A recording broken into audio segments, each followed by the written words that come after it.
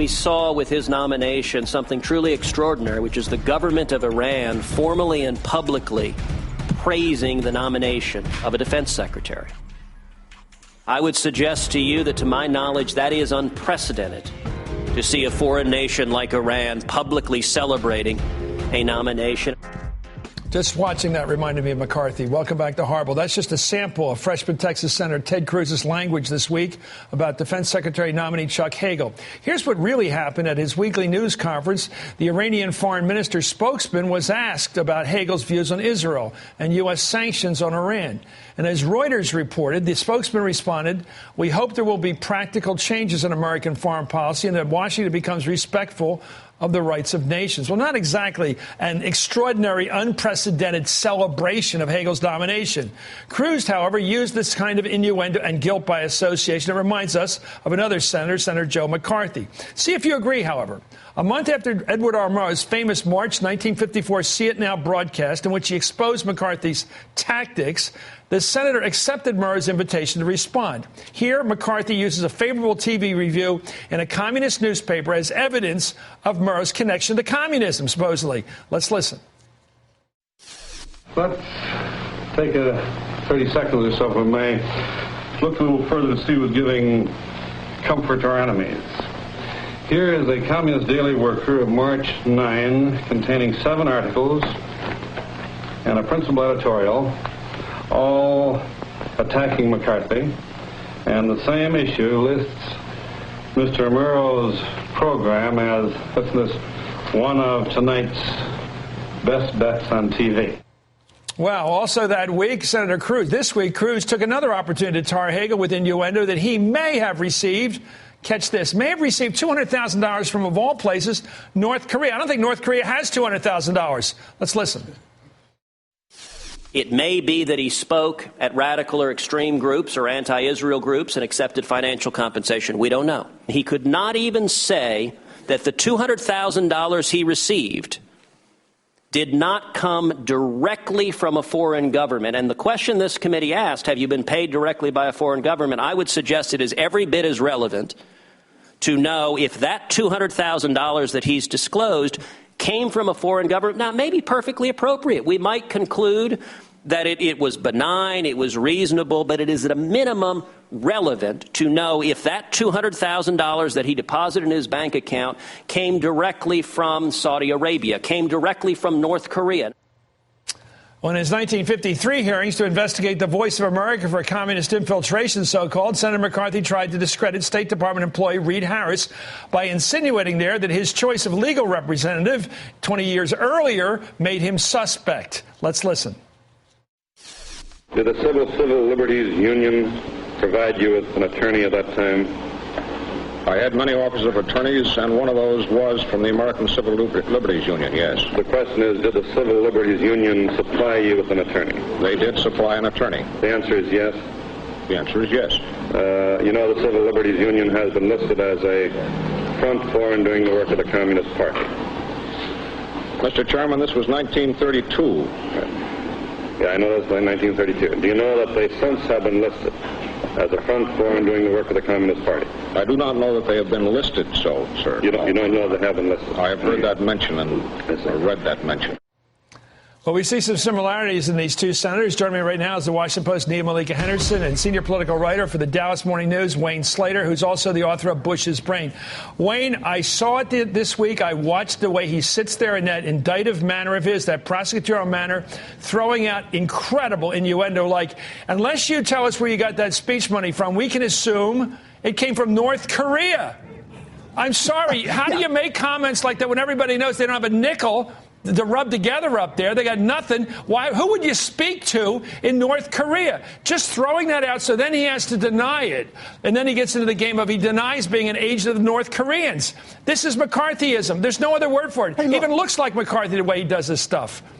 Wayne. Well, he does. There's a certain condescension in that. You know, this is like 6 degrees of separation way of asking questions. An old ploy, and if it's done recklessly, it can really cause damage. The whole purpose of this kind of 6 degrees of separation questioning is not to find out something, a piece of information, is to plant a false idea. Maybe you got the money from a foreign source, maybe from North Korea, maybe from a Muslim caliphate.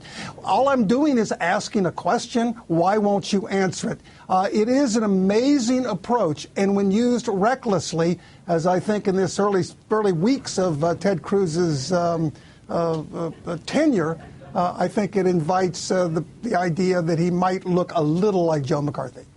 You know, the comparison there, Nia, with the way that McCarthy connected somebody because they had an ACLU lawyer 21 years before, or the fact that they even had somehow he said that the ACLU was never listed as a communist front. That's nonsense. They may have defended communists because the ACLU will defend anyone's rights. That's what they did. They defend Nazis if they have to. That's what they do. But to make that sort of weird connection that somehow this guy's a commie, this is what this guy's doing. Look at this. Because the Iranians would like to see somebody who wasn't a super hawk coming in as defense secretary, that somehow makes him the best friend they ever had over there. I mean, look at the look on his face, that sarcastic look he's got. He looks like McCarthy looked the way he does this thing. Go ahead. Your thoughts.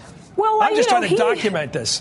Right. I mean, he's a Harvard-trained lawyer. He went to Princeton. He's a debate champion, and you can see him employing those sorts of tactics here. I don't think any of this sort of innuendo and sort of guilt by association would fly in a courtroom. But I think in Ted Cruz, you have someone who is essentially auditioning to be Jim DeMint with an attitude. Conservatives want an attack dog. He is very much auditioning for that role. He's a Tea Party favorite. If you look at the National Review, they very much like his style. But again, I think in some ways it certainly reflects what Republicans, I think, are hoping to do over this next week, and that is further chip away at Hagel and hope that something will stick and that another shoe will drop.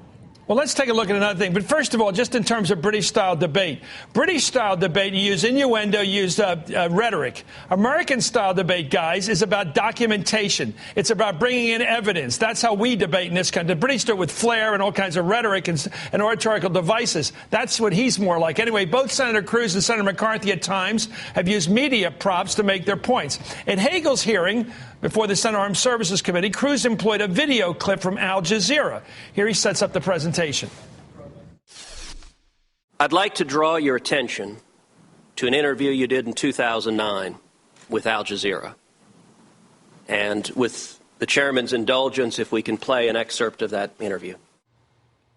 Well, Cruz played a clip of an Al Jazeera call-in show in which a caller suggested Israel had committed war crimes. Well, Cruz contends that in his response, Hagel did not refute the caller.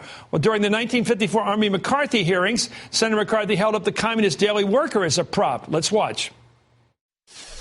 Yesterday, a senator made an attack upon this committee, Senator Flanders.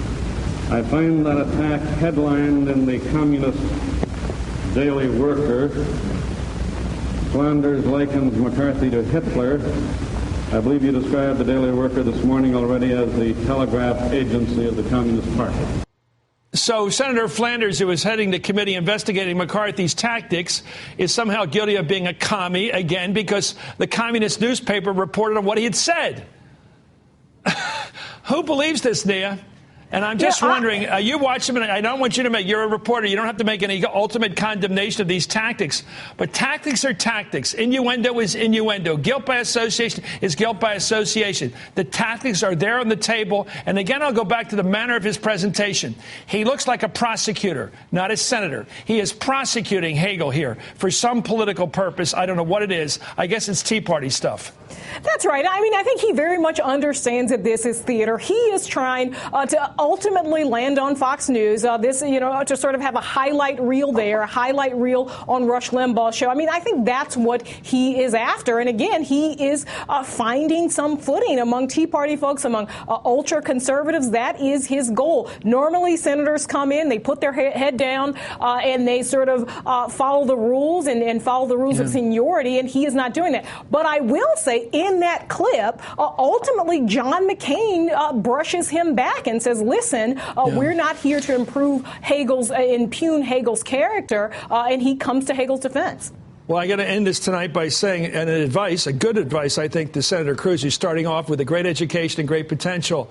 Demagoguery is not a great career choice. If you look at all the demagogues in our history, from Huey Long to Father Coughlin through Joe McCarthy and onward, they don't get along very well very long. Make another move, Senator. You still got time. Nima Malika Henderson, thank you for joining us. And Wayne Slater, it's great having you on for reporting. Up next, Marco Rubio's big gulp might become the moment that defines the poor guy. Coming up, another iconic moment in groups of them, by the way, that have crippled reputations of politicians in the past. It's all on this sideshow. It's going to be fun. And this is Hardball, the place for politics.